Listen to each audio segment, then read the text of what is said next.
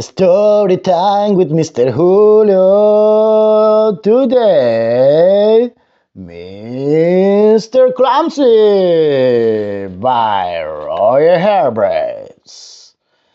It was a rather nice morning. In the sky, the sun was up, shining. In the trees, the birds were up, singing.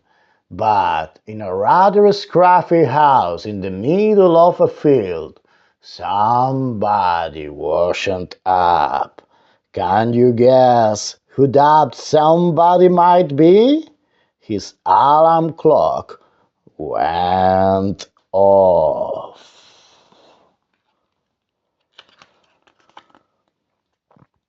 Mr. Clancy woke up and reached out an arm to switch off his alarm clock and knocked it on the floor. Whoops, he said. That's the third alarm clock I've broken this week. Mr. Clancy, as you might have guessed, was a rather clumsy fellow. Oh my God!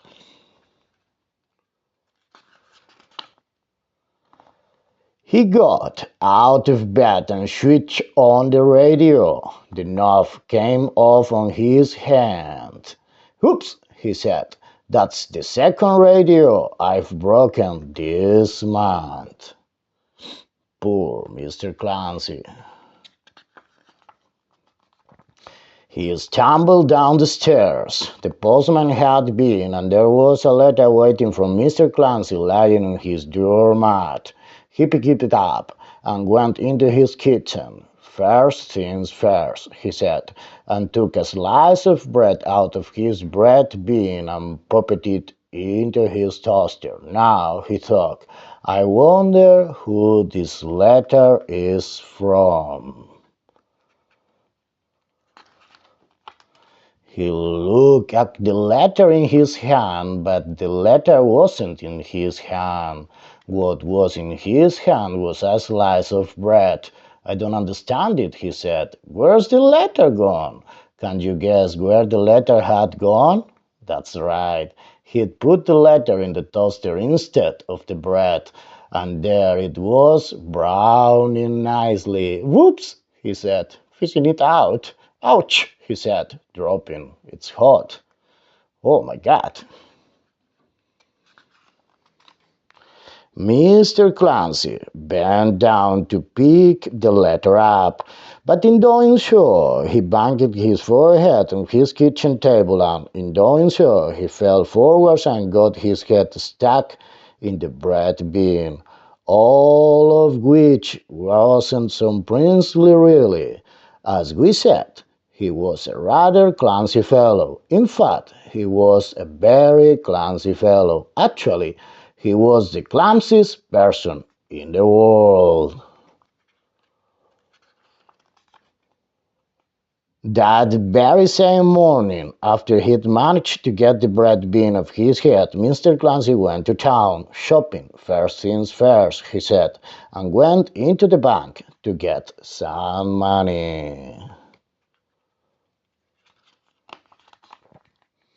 And somehow, while he was in the bank, Mr. Clancy, while he was writing a check, managed to spill ink all over the bank manager. Oops, said Mr. Clancy. He went into the butcher's. Morning, butcher. Morning. And then he somehow managed to trip over his shoelaces and somehow managed to fall into the butcher shop window and somehow managed to finish up with a string of sausages around his neck. Oops, he said. Mr. Clancy's next call was the supermarket.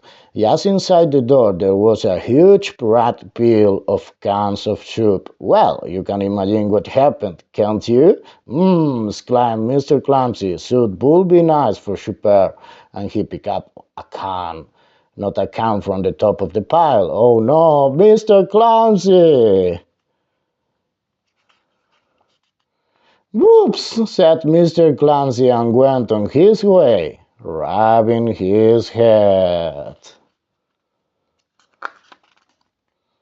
On his way home, he called in at the farm from some eggs, and somehow, while he was crossing the farmyard, he managed to trip up, and somehow, as he was falling, he managed to grab hold of the farmer, and somehow they both managed to finish up the pound.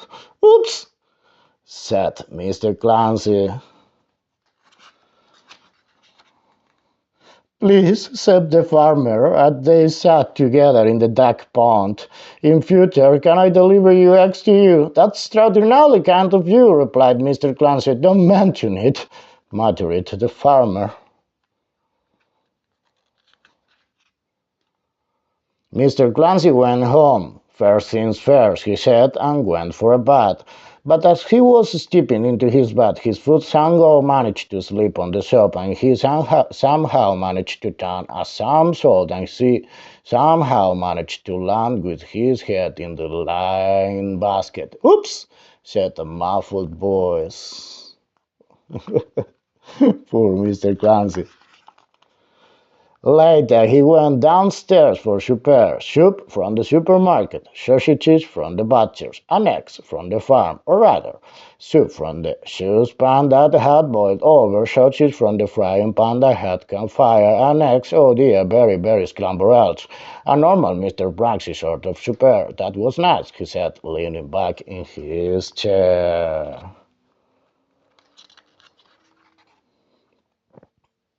And crash! Who upset Mr. Clancy? I think I better go to bed. And he did. And that's the end of the story. Good night, Mr. Clancy. Mr. Clancy leaned over to turn off his bedside light and, oh dear, whoops, bye bye.